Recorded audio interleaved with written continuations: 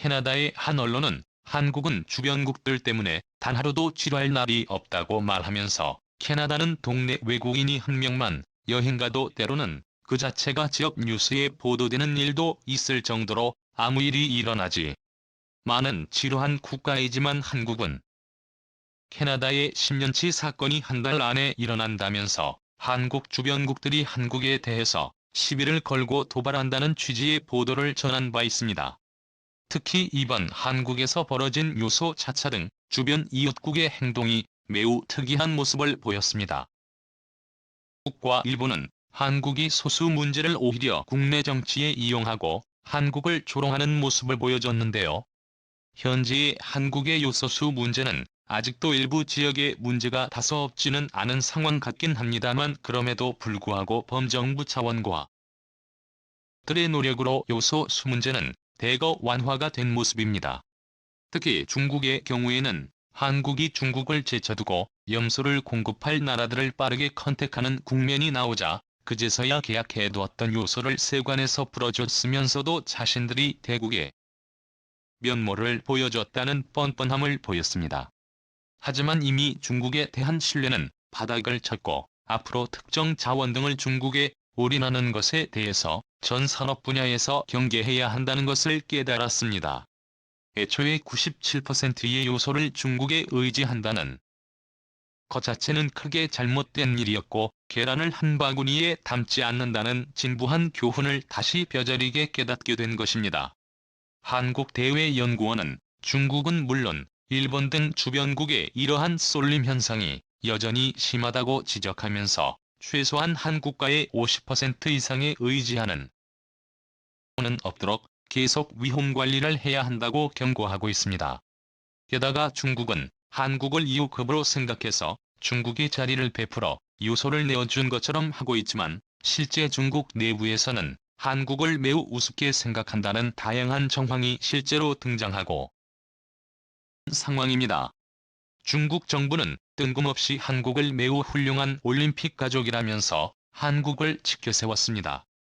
이처럼 요소수 사태와 베이징 올림픽을 통해 중국은 절대 신뢰하면 안 되는 국가로 다시 한번 분류된 것이죠. 하지만 이러한 사건을 가장 반가해하며 조롱한 것은 누구나 집착하듯이 역시 이웃 국가라는 일본입니다. 일본은 한국의 요소수 문제가 터지자 연일 헤드라인에 한국에 망조가 들었다는 기사를 내보내는 데 지쳐 없었습니다.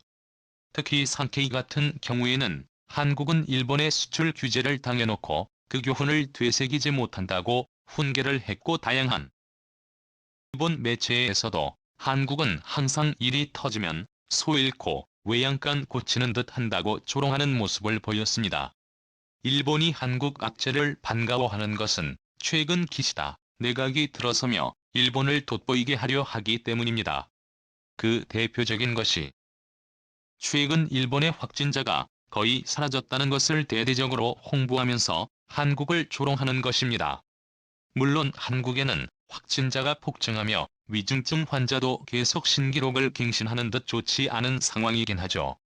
그러나 지금까지 방역 상황을 검토해보자면 일본이 한국을 거론할 정도의 수준이 되냐는 반문을 하게 됩니다. 도쿄올림픽 때 전 세계적 망신을 당한 것이 불과 3개월 전이었다는 것을 모라새로 일관하고 있습니다. 게다가 현재 일본에서 오늘자로 이른가 18명이 발견되었다는 속보가 나온 상황입니다.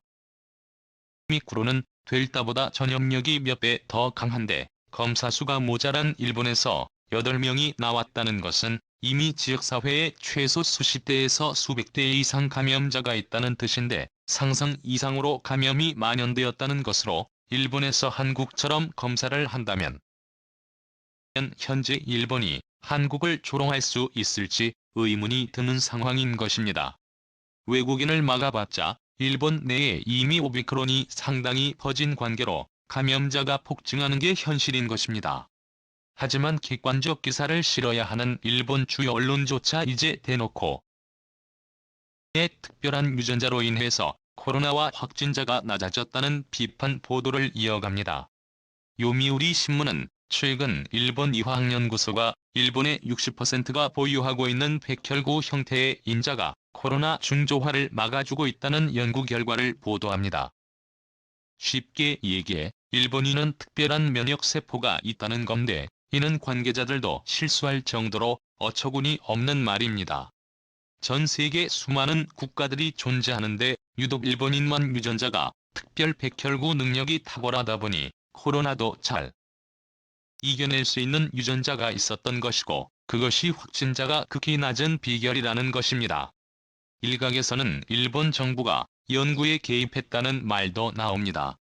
이화학연구소는 일본 정부의 문부성 산하기관으로 정부 자금으로 운영되는 곳이기 때문에 일본 정부가 원하는 말을 충분히 하고도 남는 것이라는 의견입니다.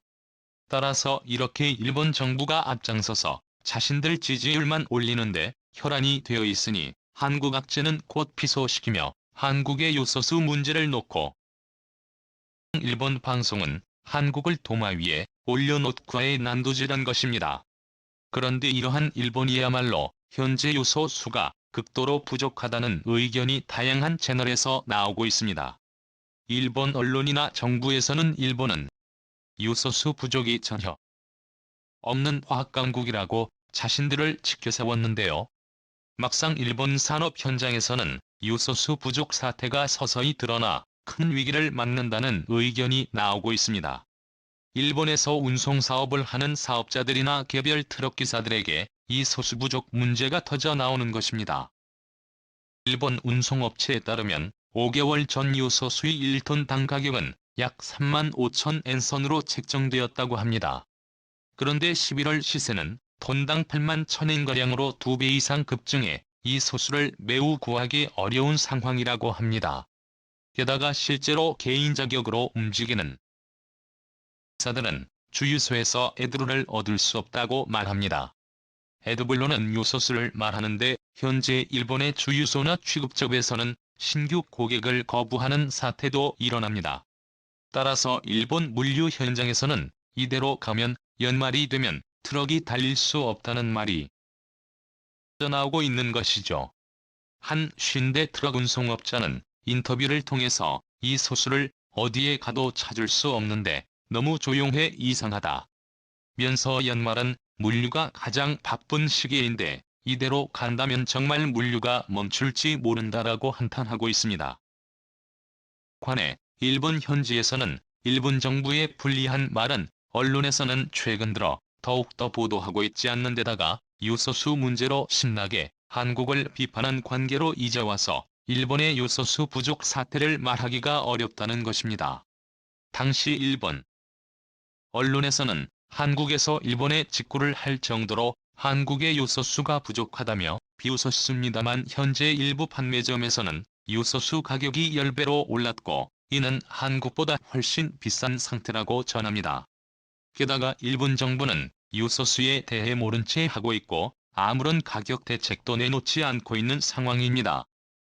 한국의 경우 요소수 문제가 불거지자마자 전국에서 매점 매속 행위를 금지하고 요소수 있는 곳을 찾아내서 수천 톤을 국내에 재공급하는 등 빠른 조치를 했습니다만 일본 정부는 문제를 그대로 방치하고 있기 때문에 현재 일본에서 요소수 가격은 천정부지로 뛰어 오르고 일각에서는 매점 매석도 앙대로 이루어지고 있습니다. 그런데 여기서 한 가지 의문이 들고 있는데요. 분명 일본은 화학당국으로 요소를 1년에 80만 톤을 생산하고 절대 일본에서는 요소수가 부족할 일이 없다며 호언장담했는데 왜 이러한 부족이 생겼느냐는 말이 나옵니다. 그런데 이에 대해서 관계자인 하시모토 기자는 일본도 중국의 요소에 의지하는 상태라고 말하고 있습니다. 일본 요소수 생산업체 메이저 3곳은 요소수를 생산하려고 대부분 중국에서 요소 수입을 하고 있다고 털어놓았습니다. 또 한국하고 다를 것 하나 없는 상태이며 일본은 이제 요소 부족으로 물류 마비가 올 우려가 있는 것입니다. 일본 정부는 요소수가 진짜로 80만 톤이 생산되는지 중국의 의존도는 높았는지 조차도 제대로 파악을 못했다는 것입니다. 그런데 그렇다면 일본에서 현지의 요소를 빠르게 구할 수 있겠는가 하는 문제가 대두되는데요. 관계자들은 일본은 한국보다 요소를 구하는데 훨씬 더 오랜 시간이 걸릴 수 있다고 심각하다고 말합니다. 왜냐하면 이미 한국은 요소를 구할 수 있는 모든 섹터를 동원해 요소 수입 라인을 뻗어놓은 상황입니다. 하지만 현재 전 세계적인 원자재 부족으로 한국조차 간신히 요소 수입량을 맞춰가고 있는 상황인 것으로, 일본은 한국을 놀리고 조롱하는 동안에 이미 요소를 실은 배는 모두 한국으로 떠나버린 상황이라는 것입니다. 한국은 요소수 문제를 인식하자마자 빠르게 움직여 최대한 요소를 긁어 모으는데 상당히 성공한 반면에, 일본은 요소를 수입하더라도 한국보다 훨씬 웃돈을 주어야 하며 그래도 구해질 수 있을지 의문이라는 의견이 나오고 있습니다. 실제 한국은 요소 최대 생산국 러시아의 요소 공급 협상이 막바지에 들어갔지만 일본은 러시아와 관계도 최악이죠. 또한 한국은 중국에서도 요소를 간헐적으로 받겠지만 일본은 올림픽 보이콧 문제로 풍전등화인 상황입니다. 이제 오히려 한국이 받을 요소 물량을 일본에 보내달라고 한국에 사정을 해야 하는 상황까지 와버린 것입니다. 결국 일본은 한국을 관음증 같이 조롱하는 데에 에너지를 쓰다가 결국 자승자박으로 크게 당하는 모습인 것입니다. 하지만 일본 정부는 이 문제를 은폐하고 일본의 많은 운송업체는 큰 고통을 당할 것으로 보입니다. 냄새나는 것은 뚜껑을 덮은 채 일본은 요소초도 그 어떤 것도 아무런 문제가 없어야 하기 때문입니다. 토론한 문제도 요소추 문제도. 지금은 한국을 조롱하고 있는 일본이 나중에도 웃을 수 있을지 귀추가 주목됩니다. 다음은 관객들의 댓글입니다. 경제, 군사, 외교, 문화 강국이 되는 것만이 우리가 살 길이다. 중국이나 일본이 아무리 우리를 괴롭히더라도 우리는 꿋꿋이 저하고 더 강해질 것이다. 참조 나라가 어쩌다 저 지경이 된 건지 우리나라가 앞으로 조금만 더 힘내서 강해지면 제대로 스스로 무너질 때 이웃나라라고 도와주고 극단주의자 하지 말자.